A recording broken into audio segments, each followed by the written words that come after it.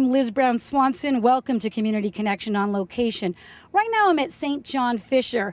This was the site of the command post for the recent wildfire we just witnessed in our open space area off PV Drive South. 200 acres burned. It's a miracle. Nobody was injured, no major damages, but there are many lessons learned from this recent wildfire. Let's have a look and listen to our local officials about how we can prevent another fire like this in the future. It's difficult to tell. Now looking at the picture, it appears that it's coming over one of the ridges. We have an awful lot of natural habitat and brush in those areas. Not too many structures. I don't see any structures. From what we can tell, it did start in the city of Rancho Palos Verdes in our Palos Verdes Nature Preserve area. And as it's burning uphill, it appears to be burning into the city of Rolling Hills, which is our adjacent neighbor. This is an incredible fire that we all just witnessed. Take us back to the beginning. Give us a play-by-play of what happened here, what you know now, and lessons learned. Well, the one thing is the topography of this canyon. This has been the same topography for a long period of time. In 1974, a fire raced up the same canyon behind me, came up to the houses behind us, and at that time there were 20 homes that were consumed in that fire. Last night at 8 o'clock, we got a call of a brush fire. The first engine 53, down in Rancho Palos Verdes. The captain came up, he saw a large amount of fire, he immediately called. On a first alarm assignment, we have 20 units, 20 firefighting units. Those are helicopters, bulldozers, fire engine, camp crews. He saw right then that it was beyond their capability. He immediately ordered a second alarm. So that basically brings us up to approximately 200 firefighters, 5 water dropping aircraft, 10 fire engines, and some other equipment. As the fires started coming up the canyon behind me, the firefighters, one of the engine company that's here, Engine 56, here in Rolling Hills, immediately started to identify that we needed to put fire engines over here at the back of the canyon, and we deployed them, and we from into Rolling Hills where the immediate threat was, and firefighters immediately saw that fire was impacting and impinging on the homes themselves. And when you look at some of the damage that was done to some of these homes could have easily been totally consumed if it wasn't for those firefighters being there right at that time. As the night went on, we activated mutual aid. We had 70 fire engines, over 400 personnel that were deployed into the neighborhoods. And once the fire stopped doing this forward advance up the canyon, then it started spreading on both sides, south and north. So the firefighters then, once these houses were secured, we then put on hose packs on their backs, and they hiked down in this canyon and they put fire hoses along all around the perimeter, 230 acres. And with that, we're able to stop that advancement south and north. And that's where we are today. We're at 95% containment. Most of the fire is out. There's still some smoldering embers, and we'll be in here for a good, I'd say 2 to 3 days, just putting out little hot spots. What was the biggest challenges that you saw in fighting this fire? The rapid spread. You know, this is kind of the end of the pipe. We have the ocean on that side, so when we're calling for fire engines, they're all coming from one direction. And we called very quickly, we bumped up the call to 20 fire engines. That included cities like, from our department, cities like Carson, cities like Lomita. Then we started drawing from Hawthorne and Gardena. Then we activated the mutual aid system. So the city of Los Angeles helped us a lot, Long Beach.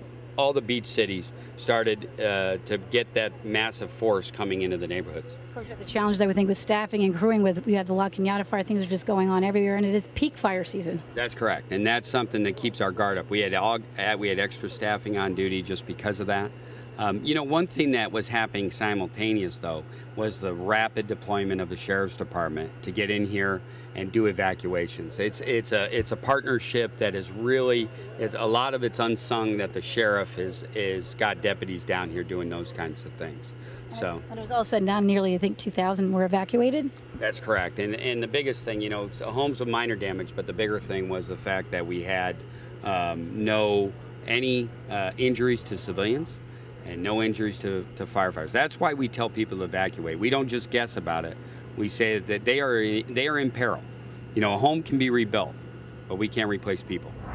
Captain Brown, you've been here through the whole duration, just sort of a play-by-play of what you experienced, how this all turned out, and sort of the lessons learned. Well, as a public information officer, I was responded as a part of the second alarm. Once I received that notification, I arrived here at the incident command post and began to receive all the information that's, of course, inducive to the public information. The very chaotic scene, helicopters flying in and out, sirens blazing, smoke rising to the top, just an orange glow. And I knew this was a bad fire. Driving into the incident, it was just, you could hear it on the chaos on the radio, and you can see people scattering out of there. So it was definitely one of those fires that could have been tragic. Of course, you're saying as bad as this seemed, of course, fortunately no loss of lives and no, you were saying in terms of firefighters, there were no injuries, which you said is pretty amazing. Very amazing. These firefighters, they were getting down with it from the first arrival when they first arrived here. Units were dispatched very quickly, and just the fact of getting that many resources to a specific area within a matter of 2 hours, just totally amazing. We had nearly 400 firefighters here within a matter of 2 hours. Initially, the first responders arrived here on scene and requested additional resources. So we had roughly about 80 personnel here within the 30 minutes. Of course, we started utilizing the resources that we had, the helicopters. I mean, could speak of. I mean, those guys were working throughout the night and well into the morning, and that's unusual for helicopters to fly at night. Obviously a long night, but the day after, what are your thoughts and sort of lessons learned and just your whole experience of this fire? Well, Liz, first I can say I'm exhausted but relieved, because what we were looking at when this started up just after 8 o'clock last night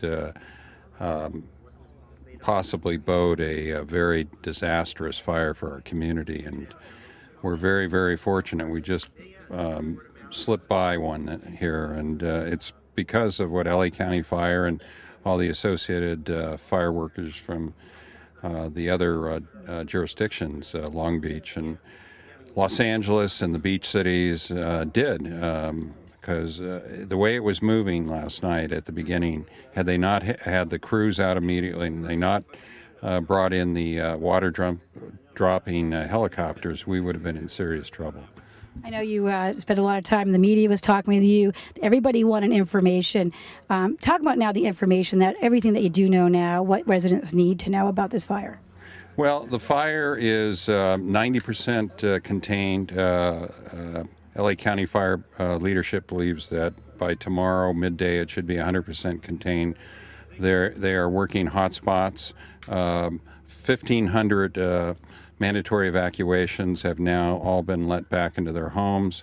The acreage covered was 230 acres burned, most of it in our preserve. There were 6 structures that were affected, 3 in Rolling Hills and 3 in Rancho Palos Verdes, a couple homes in each case. Those homes were not destroyed, again, because of heroic efforts by LA County Fire and having the right fire lines and, again, the water dropping helicopters.